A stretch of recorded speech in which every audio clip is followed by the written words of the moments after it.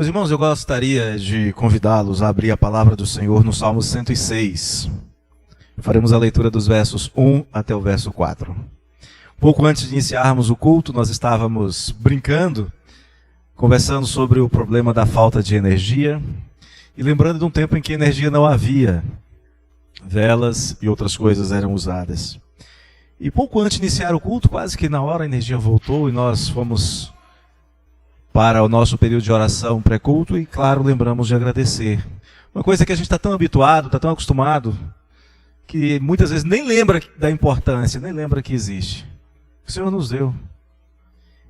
E nesta noite Ele providenciou para que durante o nosso culto nós tivéssemos. Lembrava, antes do culto, de um dia, 31 de dezembro de algum ano, em Pacajá, no Pará, e que eu não lembro se naquele horário de culto, entre 9h30 e meia-noite, eu não lembro se a energia foi embora 32 vezes ou se ela chegou 32 vezes. Mas o fato é que nós não tínhamos a qualidade que temos aqui. E é sobre isso, é sobre agradecer a Deus pelas coisas que Ele nos dá, que nós vamos falar nesta noite. Como você se sentiria, meu querido, se de repente tudo que você às vezes demonstra desprezar fosse tirado de você? Como você se sentiria se de repente você ficasse sem aquilo contra o qual você reclamou esta semana, você reclamou hoje? É possível que você não tenha tudo o que você gostaria de ter. É possível. É possível que as coisas que você tem não sejam exatamente como você gostaria que fosse. A gente quer coisas diferentes às vezes, quer coisas melhores. E quando as coisas não são como a gente gostaria que fosse, em muitas situações começam reclamações, murmurações, atitudes de desprezo, ingratidão. Vamos pensar um pouquinho. Pense, por exemplo, naquelas pessoas que gostariam de ter para comer aquilo que você joga fora quando lava os seus pratos e as suas panelas. É para pensar. E se você chegasse em casa, ao voltar do culto, ou do trabalho, ou da escola, e aqueles sapatos amassados e arranhados que você joga num canto qualquer, que você despreza quando vai sair dizendo que não tem nada para calçar, fossem confiscados e roubados de você. Você os considera como desprezíveis, como quase lixo, enquanto tem gente aí, milhões delas, andando descalças, pisando em chão pórrido, cheio de pedregulhos ou congelados, descalços. E se o furto fosse daquelas roupas que você olhou e disse assim, não tenho nada para vestir hoje? Milhões de pessoas com certeza se regozijariam de poder ter aquilo que você, abastado, despreza. E se aquele trabalho do qual você diz estar cansado e ser insuportável lhe fosse tirado amanhã? Se chegasse no trabalho e dissesse, não precisa vir mais. E o seu chefe olhasse para você e dissesse assim, olha, eu posso até mudar de ideia, mas eu preciso ter certeza de que você mudou de atitude no seu coração a respeito do trabalho. Você manteria o seu trabalho? Deixa eu ir um pouco mais longe. E se aquele familiar que você disse que não aguenta mais, que é insuportável, talvez tenha dito isso diversas vezes esta semana, talvez seu pai, sua mãe, seu filho, sua filha. E se de repente o seu telefone tocasse agora, nesse exato momento, e você fosse chamado para ir para um leito de hospital para se despedir desta pessoa, como muitos foram essa semana, se perguntar para você, você tem certeza que não aguenta mais essa pessoa? Tem certeza disso? E se o chamado fosse para ir para uma capela, para o funeral? Você tem certeza que quer se ver livre desta pessoa ou destas pessoas que você disse que não aguenta mais, que não suporta mais? Eu chamo esta atitude de síndrome de Red-Ré-Ré. Aquela hiena que reclamava de tudo, ó céus, ó sorte, ó vida, ó azar. Ou então de Senhora Snow, quem assistiu a novela Poliana não vai saber quem é, mas quem leu o livro sabe. A mulher que o dia que recebia frango, queria peixe. O dia que recebia peixe, queria bolo. O dia que recebia bolo, queria frango. E assim ia a vida, reclamando o tempo todo. Não agradecia pelo que tinha e reclamava pelo que não tinha. Mas a palavra de Deus nos traz algumas razões preciosas para vivermos uma vida de ações de graças o tempo todo. Eu gostaria que depois, se você tiver tempo e interesse, leia todo o Salmo 106. Eu vou me deter em 4 versos. Se eu fosse pregar o Salmo inteiro, acredito que domingo que vem a gente A gente começaria hoje, seguiria em todos os cultos da semana e chegaria no domingo que vem sem terminar. Então leia em casa, eu acredito que vai ajudar a entender o pensamento do salmista. Salmo 106, versos 1 a 4 diz assim: Aleluia, rende graças ao Senhor porque Ele é bom, porque a sua misericórdia dura para sempre. Quem saberá contar os poderosos feitos do Senhor ou anunciar os seus louvores? Bem-aventurados os que guardam a retidão e o que pratica a justiça em todo o tempo. Lembra-te de mim, Senhor, segundo a tua bondade para com o teu povo. Visita-me com a tua salvação. Pai querido, mais uma vez nós humildemente nos colocamos diante do Senhor. É o Senhor quem é a fonte de toda boa dádiva, de todo dom perfeito. É o Senhor quem dá entendimento. É o Senhor quem dá disposição para cumprir a tua palavra. E é por isso que nós pedimos que o Senhor, neste momento, ó Pai, use a tua palavra que é inspirada, iluminando-a para o nosso entendimento através do teu Espírito Santo. E através do teu Espírito, dispondo-nos a praticá-la em nossa vida diária. Em nome de Cristo, oramos agradecidos. Amém. No Salmo 106, no verso 1, o Senhor revela a sua identidade. Parece não fazer muito sentido, mas nós temos como principal razão para render graças ao Senhor a revelação da sua identidade. Olha o que diz o verso 1, aleluia, render graças ao Senhor porque Ele é bom, porque a sua misericórdia dura para sempre. Você já agradeceu a Deus hoje? Talvez muitas pessoas respondam a essa pergunta com uma outra pergunta, ousada e desafiadora. Pelo quê? O que eu tenho para agradecer a Deus? O que Ele me fez? São indagações comuns. Mas, talvez a melhor maneira não seja responder pelo que Ele tem feito, mas sim, começar olhando para aquele que faz, para quem faz, não para o que Ele faz. O principal motivo que nós temos para agradecer a Deus não é pelo que Ele faz, mas pelo que Ele é, por quem Ele é. E aqui no Salmo de número 106, no verso 1, o Senhor começa revelando a sua natureza, revelando quem Ele é. A fonte de todas as motivações para nós rendermos graças ao Senhor está aqui no Salmo de número 106, verso 1, render graças ao Senhor porque Ele é bom. Esta é a razão principal para rendermos graças ao Senhor, pelo que Ele é. O salmista diz que Deus é bom, mas o que significa Deus ser bom? Você pode inicialmente pensar em bom como um contraste com o que é ruim, com o que é desagradável. Mas não no caso de Deus, não é esta a expressão, não é este o sentido do salmista. Quando o salmista usa bom, referindo-se a Deus, ele está usando essa palavra no sentido de bondade, no seu sentido mais completo possível. Tudo que você conseguir imaginar de bom, se você conseguisse imaginar, perceber, contar, enumerar todas as bondades que existem em todo o planeta, em todo o universo, tudo de bom que tem acontecido em todo o tempo, em toda a história, ainda assim você não teria uma compreensão plena do que significa Deus ser bom. Mas o sentido desta palavra é que Deus é agradável, ou seja, você pode se agradar dele, que Deus é encantador, que Deus é fonte de descanso, que Deus é fonte de refrigério, é fonte de alegria, de deleite, de prazer.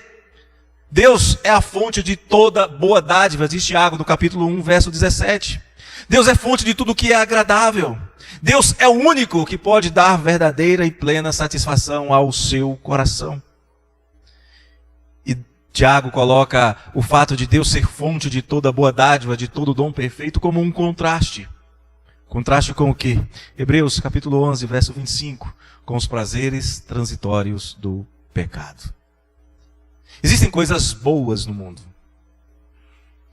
Tudo feito por Deus. Existem coisas que as pessoas gostam no mundo, e muitas dessas são os prazeres transitórios do pecado. Gostam, sentem prazer, mas o resultado, primeiro, que são passageiras, são transitórias. Segundo, são pecaminosos, são desagradáveis aos olhos do Senhor. E a palavra do Senhor afirma que mais do que coisas, mais do que ter coisas, qualquer coisa que venha de Deus, o melhor mesmo é estar junto ao Senhor. Olha o que o salmista diz no Salmo 73. Quanto a mim, bom é estar junto a Deus. Poderia ter muitas coisas, poderia buscar muitas coisas, mas ele diz, quer saber? Quer aprender comigo? O que é bom realmente é estar junto a Deus. O resto é complemento, o resto é resto, mas o bom mesmo é estar junto a Deus. E as pessoas têm cometido erros terríveis. As pessoas têm cometido coisas absurdas achando que podem estar verdadeiramente satisfeitas através de coisas ou de pessoas. Tem gente que busca satisfação em coisas. Eu quero o último iPhone. Eu quero o carro mais novo. Eu quero a melhor casa. Eu quero a maior casa. Eu quero o melhor emprego. Eu quero o maior salário. O problema é que essas coisas não vão satisfazer o seu coração. Eu quero o homem mais bonito, eu quero a mulher mais bonita. Essas coisas não vão satisfazer o seu coração. E por não satisfazerem, começa aí a fonte de todas as reclamações, de todas as murmurações e de toda a ingratidão. E a verdade que dói, e dói mais do que uma ferida exposta, é de que não há satisfação alguma fora do paraíso. É que não há paraíso sem Deus. É que não há satisfação fora de Deus. Satisfação só em Deus. Sem Deus, nem eu, nem você, ninguém jamais vai estar realmente satisfeito. Sem Deus, vamos sempre, sempre, sempre reclamar. Porque falta a amabilidade, a satisfação, o prazer que só pode ser obtido na presença do Senhor. Você deve querer o que é bom, Deus. Você deve agradecer a Deus pelo que Ele é, porque só Ele é bom. O homem chega para Jesus e diz, bom mestre, ele diz, você sabe, não é? Você sabe que bom é só Deus. Você sabe disso. Guarde em seu coração isso, porque isso pode começar a mudar. O quão satisfeito ou insatisfeito você vai passar a sua vida. O quão satisfeito ou insatisfeito você será a partir de agora. Deus, só Deus, somente Deus. Somente Ele é a fonte das coisas boas que você tem. E Ele é melhor do que todas as coisas boas que você tem. Somente Deus é bom. Em Lucas capítulo 12, o Senhor Jesus nos orienta a buscar acima de tudo, antes de tudo, como absoluta prioridade, o reino de Deus. O próprio Deus. As demais coisas serão acrescentadas. Se você quer uma razão para viver uma vida de gratidão, de ações de graças, eis-la aqui. Deus é bom. E você o conhece. Porque Ele mostrou a você a sua identidade. Ele se revela a você. Ele se coloca diante de você e diz, olha para mim. Busque satisfação em mim porque eu sou bom. É o que o Senhor diz. Tire os olhos das coisas. Olhe para Deus. Deus é bom. Mas há mais razões neste texto que nos mostram que nós podemos viver uma vida de ações de graças. Ainda no verso 1. Aleluia, rendei graças ao Senhor, porque Ele é bom, porque a sua misericórdia dura para sempre. Eu amo essa palavra, misericórdia. Eu amo tanto essa palavra que eu coloquei ela como o segundo nome do meu filho. Hesed, misericórdia. O salmista diz que além de reconhecer Deus como o único bom, como a única fonte de tudo o que é bom, como a única fonte de todo o bem, nós devemos também dar graças a Deus pela maneira como Ele se relaciona conosco. Ele poderia dizer, eu sou bom, vocês não. Eu sou perfeito e agradável, vocês são pecadores e caídos. Eu sou puro e santo, vocês são ímpios, eu não quero nada com vocês. Ele poderia ter feito isso com qualquer um de nós. E sabe de uma coisa? Ele estaria absolutamente correto. Ele estaria no uso pleno dos seus direitos. Dizer, apartai-vos de mim, vós todos os que praticais a iniquidade. E a gente ia reclamar para quem? Para o STF? Não tem para quem reclamar. Perante o tribunal divino não há apelação. Mas o salmista vai dizer que Deus, além de se mostrar, se revelar como a fonte de todo o bem, como o único bom, Ele diz que nós também devemos dar graças a Deus pela maneira como Ele se relaciona conosco. Ele diz que um dos motivos para nós vivermos uma vida de ações de graças é o fato de que Deus se relaciona conosco misericordiosamente. Poderia ser de outra maneira. Poderia ser indiferentemente. O problema é que se Ele fizesse isso, nós não estaríamos aqui, porque se o Senhor ausentasse de nós, tirar o seu Espírito de nós, todos nós imediatamente expiraríamos. E é em Deus que nós nos movemos, e não apenas isso, em Deus nós existimos. A palavra Hesed geralmente é identificada com 3 significados fundamentais. Primeiro, força. Segundo, relacionamento constante. Terceiro, amor. Deus se relaciona misericordiosamente conosco, suas criaturas, e é difícil, é quase impossível compreender em plenitude o conceito de misericórdia. Mas nós devemos considerar que, através da sua misericórdia, Deus expressa o seu relacionamento pactual com criaturas caídas como nós. Deus olha para nós e diz: eles não sabem andar sozinhos, eles não podem andar sozinhos. Então, em Levítico 26, ele diz assim: eu andarei entre vós, eu serei o vosso Deus, e vocês serão o meu povo.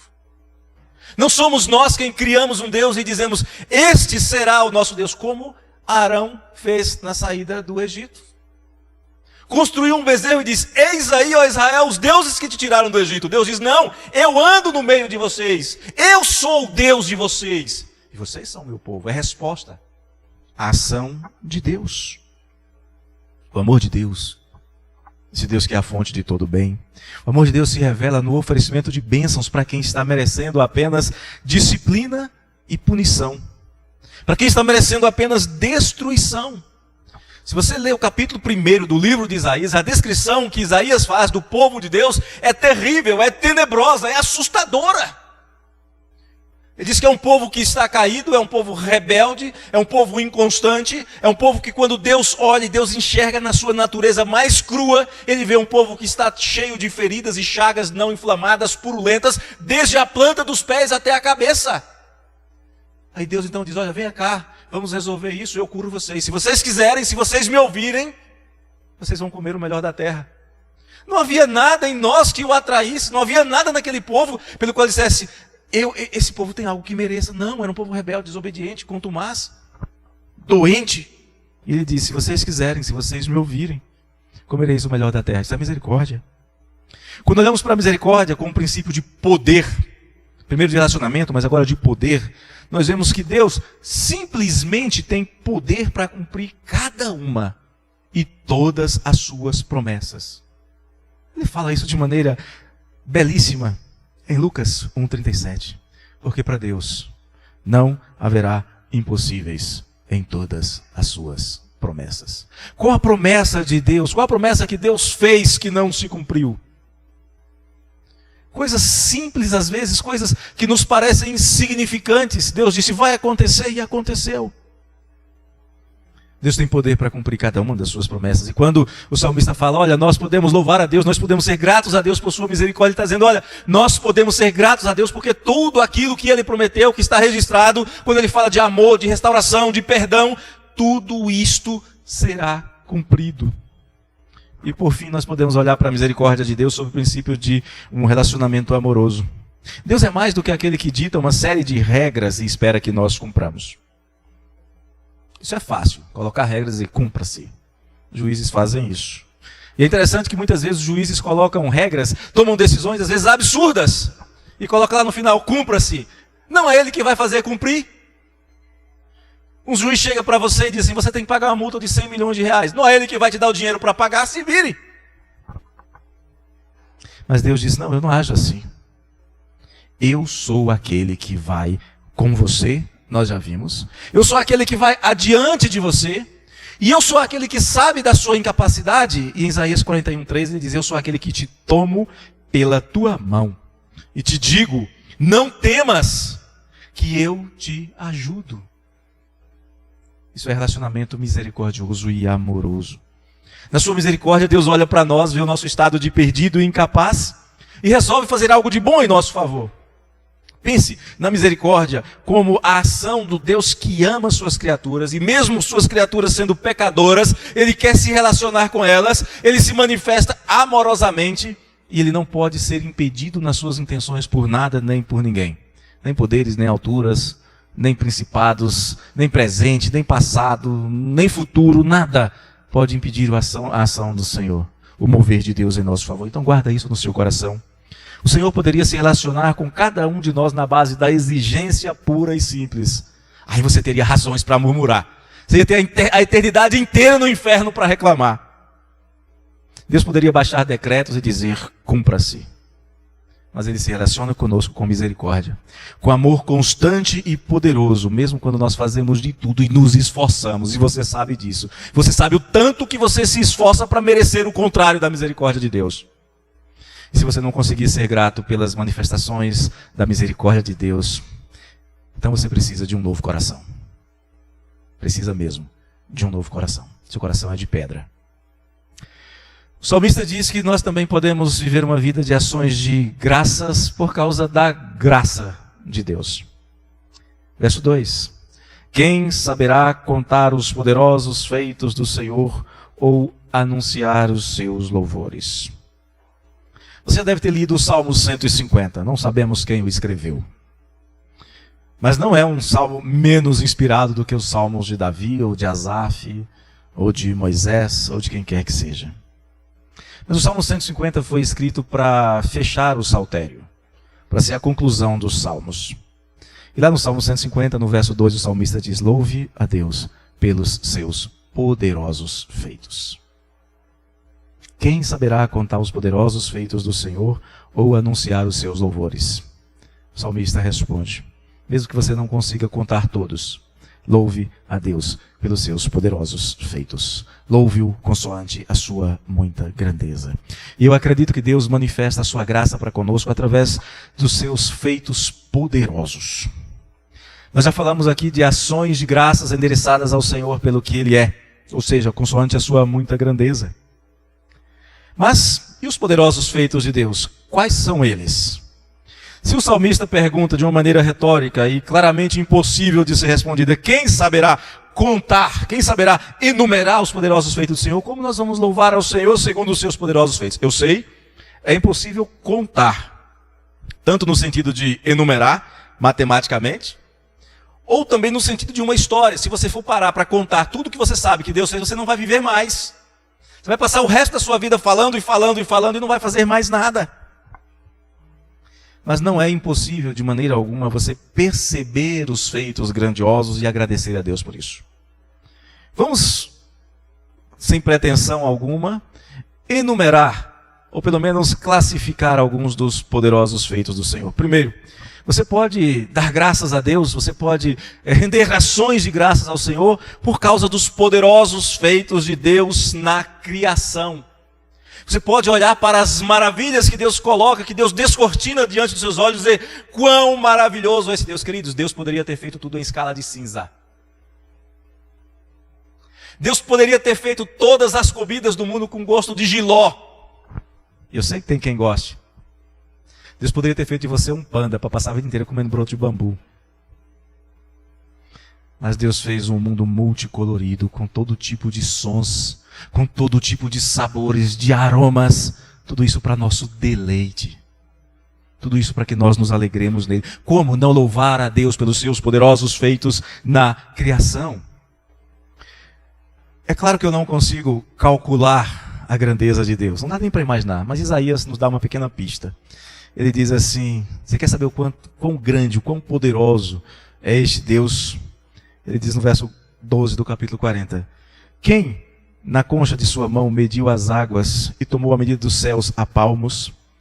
Quem recolheu na terça parte de um éfa o pó da terra e pesou os montes em romano e os outeiros em balança de precisão? Sabe para que serve balança de precisão?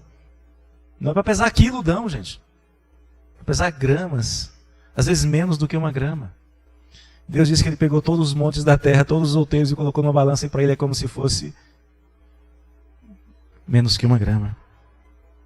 Mesmo as nações mais poderosas que você consiga imaginar e que já passaram por esse planeta, Deus diz assim: são menos do que nada, são como um vácuo. Você pode dar graças a Deus, lembrando que esse Deus se revela a você, esse Deus se manifesta a você misericordiosamente, e esse é o Deus imenso, grandioso. Mas você também pode louvar a Deus pelos seus poderosos feitos registrados na história, na criação e agora na história. Salmo 135, o próprio Salmo 106. O Salmo 136, o salmista faz isso com maestria.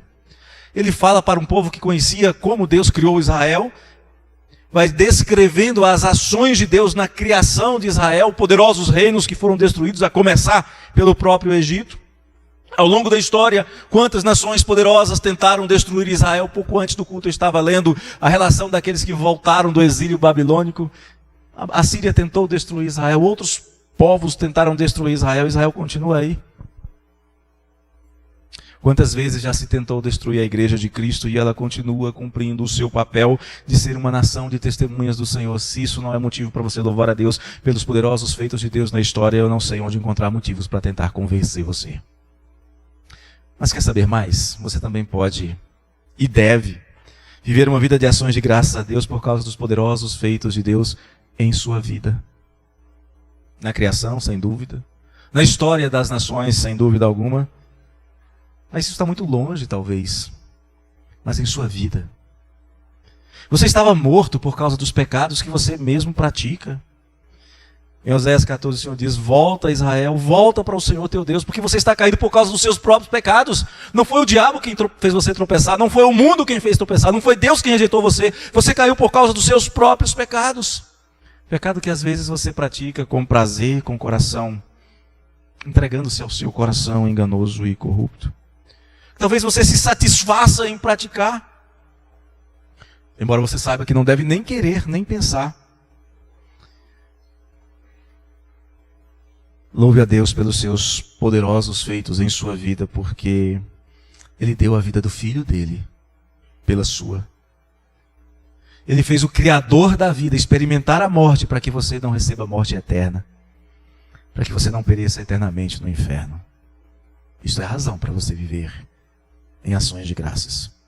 Se esses motivos que nós falamos até agora não são suficientes, se a falta de algumas coisas em sua casa, ou se as coisas que você tem em casa não são como você gostaria, são motivos mais fortes e levam você a reclamar o tempo inteiro do que voltar-se para o Senhor e dar graças, então há algo muito errado no seu coração.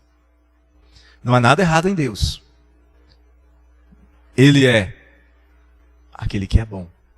Ele é aquele que manifesta a sua misericórdia e a sua graça.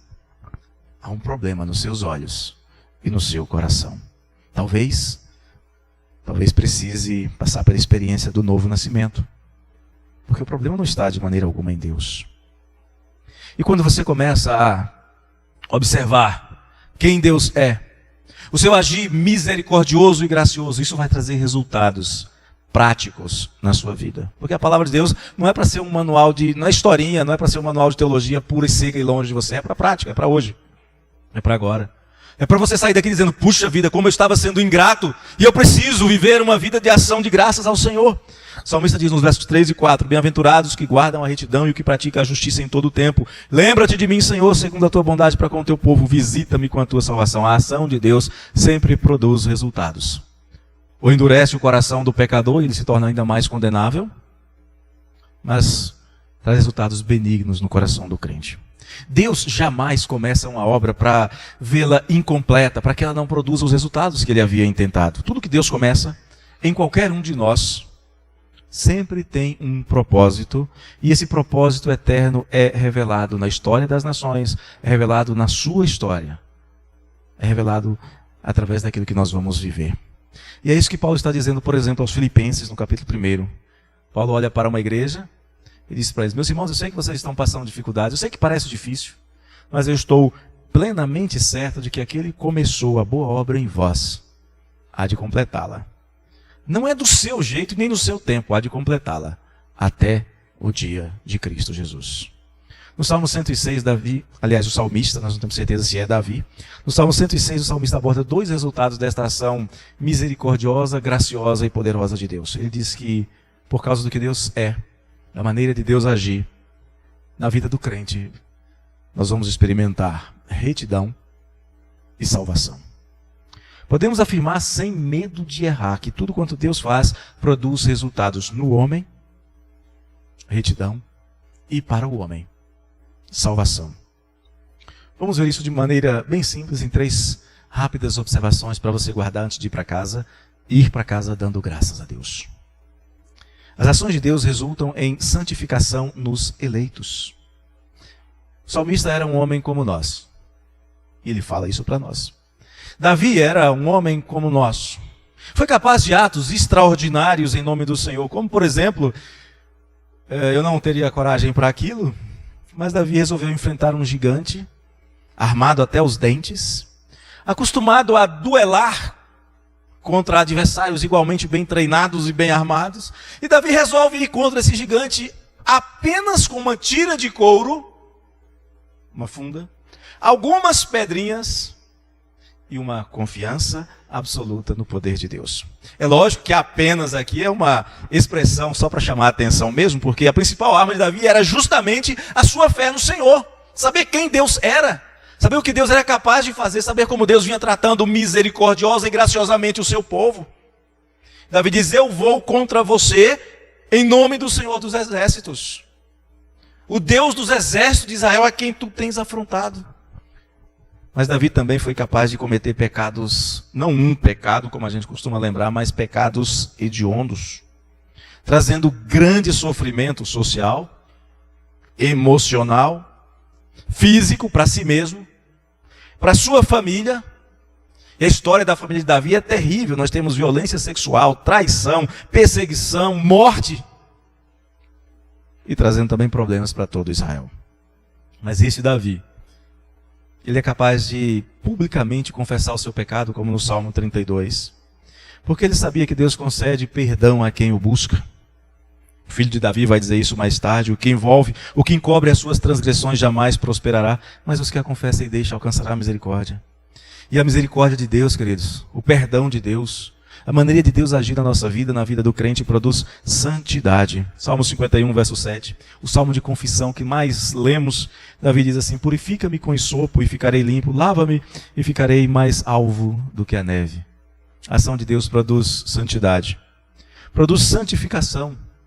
Em 2 Tessalonicenses 2, Paulo diz: nós devemos dar sempre graças a Deus, porque Deus nos escolheu desde o princípio para a salvação, pela santificação do Espírito e fé na verdade. Toda ação positiva do homem no caminho da santidade é uma resposta a uma atração irresistível da misericórdia, da graça e dos atos redentivos de Deus. Você não vai pedir perdão se você não for irresistivelmente atraído por Deus. As ações de Deus produzem santidade na vida do crente. Mas as ações de Deus também resultam na salvação dos eleitos. Verso 4: lembra-te de mim, Senhor, segundo a tua bondade para com o teu povo. Visita-me com a tua salvação. Onde você estava, ou como você estava antes de ser alcançado pelo Senhor? Talvez você se sentisse confortável no seu estilo de vida, sem levar em conta nada além da sua própria vontade, dos seus próprios interesses, dos seus desejos. Tá bom assim. Deixa a vida me levar, a vida leva eu. Com certeza tudo lhe parecia bem, todos os seus caminhos lhe pareciam perfeitos, mas há um detalhe: a Bíblia diz que o caminho do homem pode até lhe parecer perfeito. Pode até parecer um caminho direito e reto, mas no final é caminho de morte. O fato é que o caminho que o homem escolhe sem Deus é caminho de morte, mas o Senhor diz que Ele não tem prazer na morte do perverso. Embora merecida e embora inescapável, Deus não se sente alegre em ver o perverso perecer. Está lá em Ezequiel 33. Então o desejo do Senhor é que o pecador creia e viva. E as ações do Senhor são para conduzir o homem a Jesus Cristo, o caminho da vida. Por causa das ações do Senhor em favor do pecador, o perdido é justificado e salvo. Mas eu sei que o perdido sozinho não vai buscar o Senhor. E a Bíblia diz que então o Senhor vai em busca do perdido. E conduz o perdido, que antes era perdido e agora foi encontrado, conduz pelo caminho da verdade, ensinando-lhe o caminho da salvação. A ação de Deus resulta em santidade. A ação de Deus resulta em salvação. E eu quero concluir dizendo que as ações de Deus, tudo isso que nós temos falado sobre quem Deus é, sobre o agir misericordioso de Deus, sobre o agir gracioso de Deus em grandes e maravilhosos feitos, produzindo em você santidade, produzindo em você salvação, estes resultados, os resultados da ação de Deus, terão que ser vistos em sua vida. Se não estão sendo vistos, tem alguma coisa errada. E mais uma vez eu insisto: não é em Deus. Lembra, Deus é bom. Deus é o sumo bem. Quais os resultados práticos na vida de uma pessoa que olha para as ações de Deus em sua vida com gratidão no coração?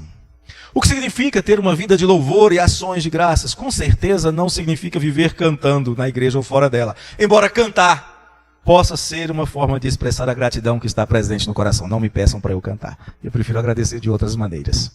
A menos, é claro, que os diáconos estejam preparados para impedir vocês de saírem correndo. Viver com ações de graças, queridos, significa reconhecer que toda boa dádiva, que tudo de bom, que absolutamente tudo é resultado da ação graciosa, bondosa, misericordiosa e poderosa de Deus. Tudo que você tem, tudo que você é, representa o cuidado, a providência, a misericórdia e o amor de Deus revelado por você em sua vida, em cada instante da sua vida. E se você não é grato a Deus, então há algo terrivelmente errado acontecendo. Me permita aqui voltar às questões iniciais. Talvez você olhe para isso agora com um olhar um pouquinho diferente. E se você volta para pensar um pouquinho, e se de repente aquelas coisas que nós mencionamos, que poderiam ser perdidas, como você se sentiria se você perdesse tudo aquilo que você não dá valor?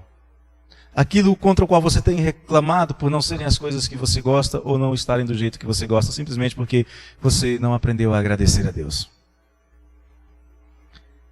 E as reclamações sobre a comida que você joga fora, sobre os calçados que você não usa, as roupas que você acumula, o trabalho que você reclama, as pessoas da sua família que você diz que não aguenta mais, aquele leito de hospital para uma despedida. Eu quero convidar você para olhar para todas essas coisas contra as quais você tem reclamado e murmurado, reconsiderando o seu estilo de vida e as suas motivações.